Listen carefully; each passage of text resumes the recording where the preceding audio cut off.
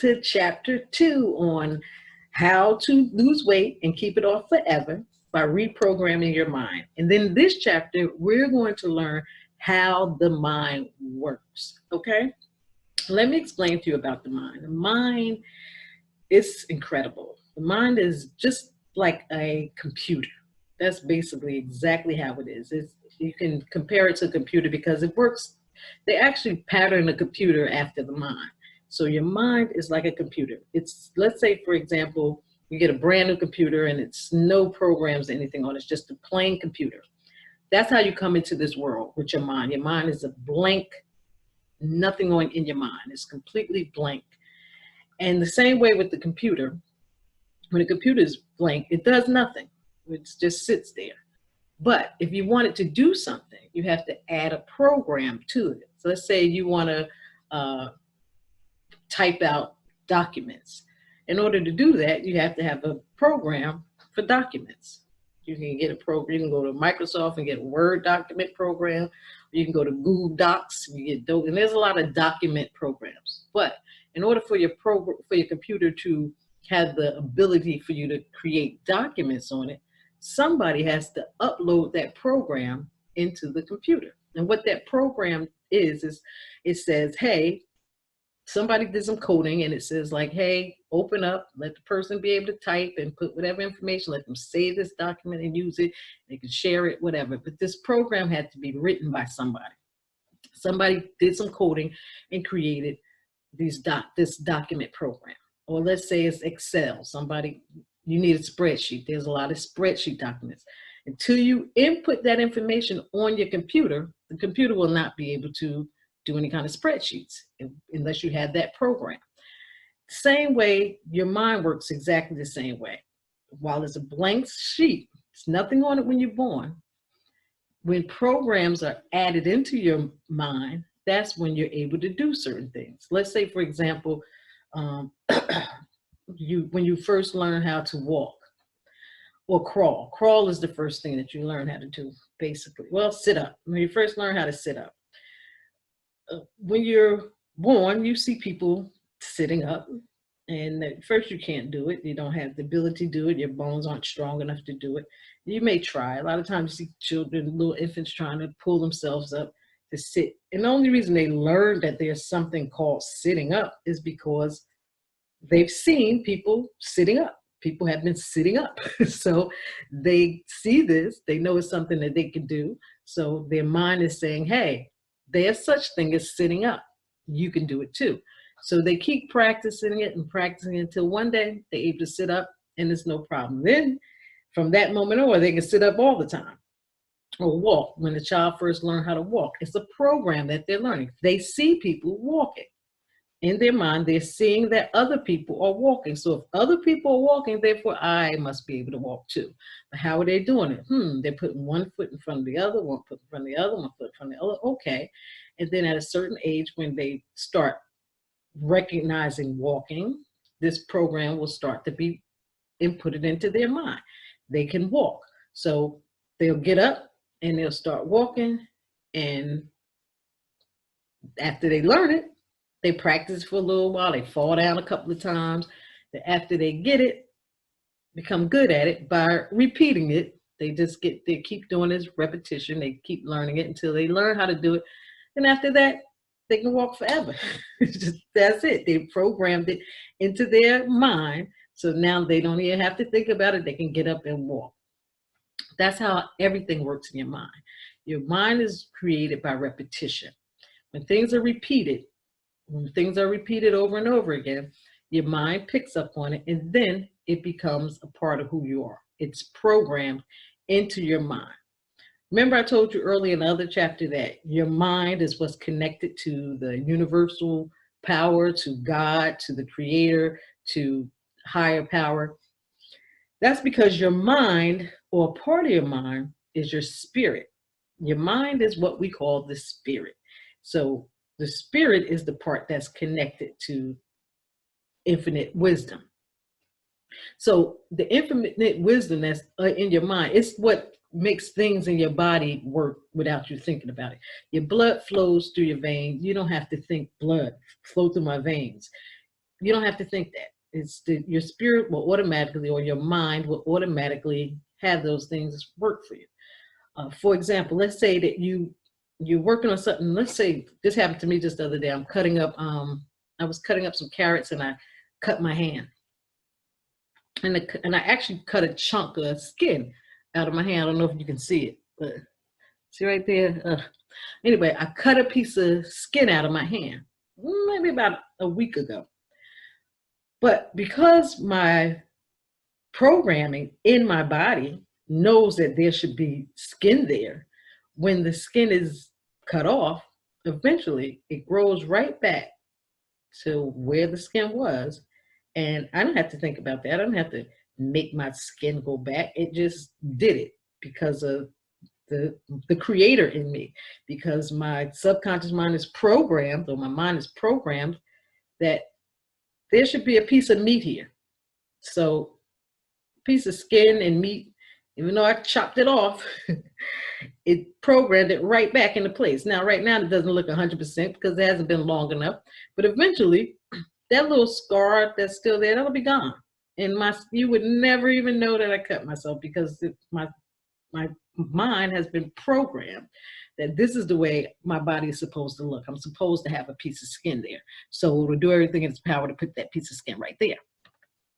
That's how your mind works. It's really amazing, because it's so amazing, because it works way better than a computer. People spend thousands of dollars for computers, but your mind works even more greater than a computer has ever worked. The computer is actually trying to mimic your mind. It only works with the comparison is that the computer can only do what it's programmed to do, and your mind can only do what it's programmed to do.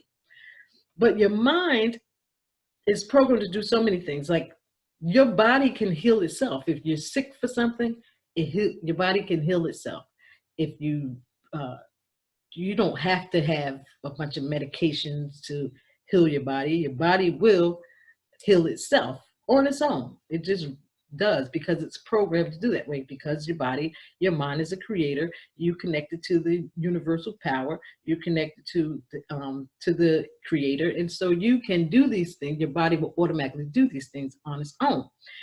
The reason I want to show you really about my finger, how I cut it, and now the skin is growing back on its own, is going to go back to exactly the way that it was programmed to be. That's what happens when you lose weight. When you lose weight, because you have a program in your body on the way in which you have always been, and you haven't changed that program, your mind is going to, even though you may say you went on a diet and you lost 20 pounds or you lost 30 pounds, your mind will work to get you back to those 30 pounds, because this is not right. You're not supposed to be this size. We're not programmed to be this size. We're programmed to be this size. So let's say you weigh 200 pounds and you lost 50 pounds, and now you're happy because you lost 50 pounds. But 2-3 months later, you gain back those 50 pounds. And the reason you gain back those 50 pounds is because you didn't change the programming in your mind. Your body is going to work. Your mind is going to work to get you back up to the way that you're programmed to be. You're not programmed to be 150 pounds. This is wrong. This is what your mind says. Hey, something's wrong here. We're not supposed to be like this. We're supposed to weigh 200 pounds. So it'll go through everything in its power to get you back to that 200 pounds, because that's what it's programmed to do. And when your mind is programmed to do something, it will do whatever it takes to bring that thing that it's programmed to do into your life. That's why I say you have a super duper power, because you can do anything. Your mind will bring everything that you program it into your life to do. It will go over, go through hell and high waters to bring that thing back to the way it is. I don't have to do anything to get my finger, the skin to grow back on my finger, because my body is already programmed to do that. And when you lose weight and you don't change the programming in your body will do everything in its power to make sure that you get back to the way you were programmed, and to protect you even further, because that's what the mind thinks it's doing. It's thinking it's protecting you. It'll make you gain more weight. So If you lose 50 pounds, we'll be here. So let's say you was 200 pounds and you lost 50, now you're at 150, but then the body goes to work because of your programming. It'll may push you up to 250 pounds because it says, if something should happen and we lose 50 pounds, we'll still be at where we're supposed to be at. And that's why you yo-yo up back and forth on these diets. That's why you lose weight and then go back and gain weight and gain even more, because your body is programmed to do that. And the only way to change that is to change the programming in your body, because if your body will go, your mind will go through whatever it has to go through to get you back to being where you are. It'll say, don't do this today, don't exercise, or eat that Twinkie. Stop at Krispy Kreme, eat that donut, eat that hamburger and French fries, get a bunch of French fries, because your mind it knows what it has to do to get you back to where you need to be, where you have been programmed to be.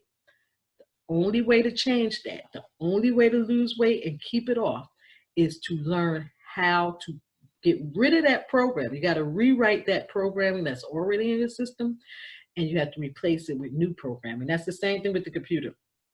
I just recently, my daughter had a computer. It was working slow, so she didn't never use it again. And I was like, it's still a good computer. She said, oh, I don't want it.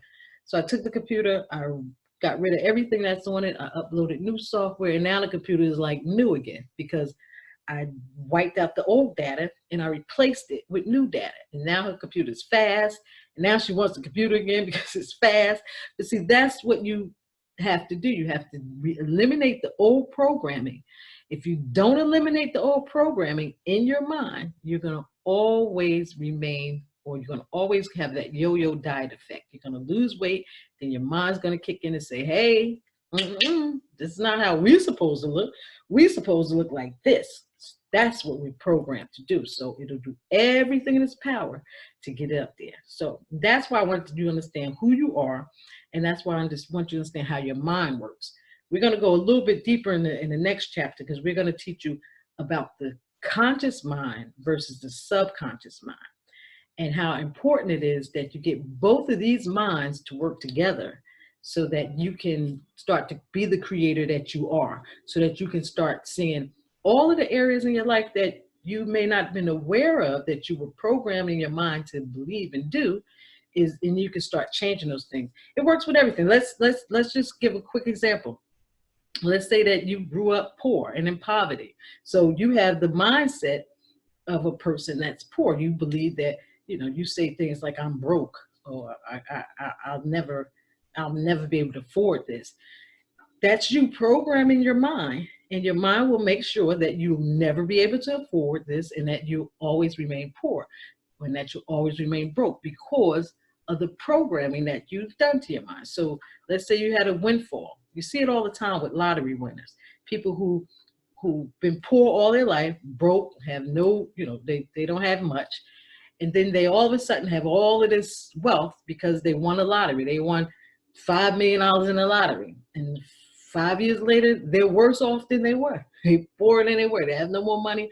It's because they haven't changed the programming of their mind. Their mind have been programmed to believe that they were broke, that they could never afford this. So when they get this windfall, and all of a sudden they got all this money and they can afford everything, their mind says, the programming in their mind says, hey, wait a minute now. We are poor. We are broke. We are not supposed to be able to afford this.